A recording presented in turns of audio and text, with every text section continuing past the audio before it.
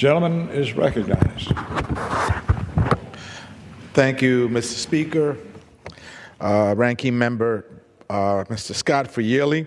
I rise today in opposition to H.R. 1101, the Small Business Fairness Act. Mr. Chairman, the concept of association health plans, AHPS, is nothing new.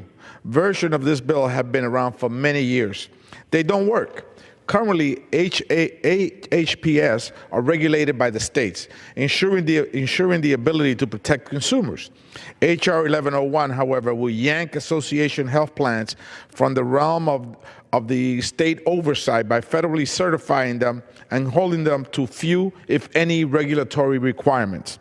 This would strip the states of the ability and fidelity to regulate beneficiary protections that exist to protect their citizens. Federally certifying AHPS will allow selective choice of which benefits are provided and which persons can enroll. This is a complete and total disservice to all individuals and citizens in a state's health insurance market. Association health plans currently exist and operate in New York State, serving many thousands of beneficiaries and avail New Yorkers protections, benefits guarantees, and avenues for appeal through the Department of Financial Services. This bill does nothing to offer guarantee affirmative coverage. It will permit pre-existing conditions as a legitimate reason to exclude individuals. It has no minimum threshold for anything resembling essential health benefits, and it fails to offer a requirement for the actuarial value of insurance products to cover total health costs. What then remains is not a health plan. In fact, what remains is strikingly similar to what the American Health Care Act purports to offer millions of Americans: less coverage for those enrolled and more expense for those who are too sick, too old, and too poor to be approached by an AHP. AHPs will lead to higher costs for seniors and individuals who are sicker and will dilute the risk pool of entire states, leading to higher premiums and out-of-pocket expenses.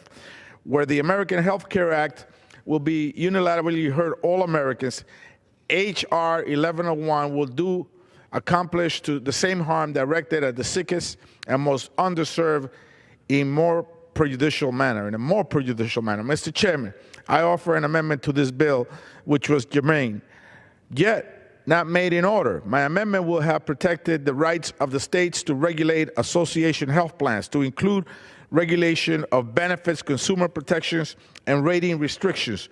The goal of my amendment was to ensure that all states and their constituents have the same security and protections that my constituents have benefited from over the past 7 years. Consumer protections against surprise billing and adverse selection. Provider protection for prompt claim payment and pre-authorization. Protection for local and regional insurers so that large national insurance companies cannot cherry-pick the good risk. I certainly believe and I hope that my colleagues on the other side of the aisle support a program integrity and protecting our constituents, which is why and what my amendment would have made clear. Lastly, I would like to be clear that I am supportive of increasing access to health care that is comprehensive and affordable for all Americans. The bill before us does not do that. The American Health Care Act certainly does not do that. I urge my colleagues to strongly oppose this bill back of health care. Thank you, and I yield back the remaining part of my time.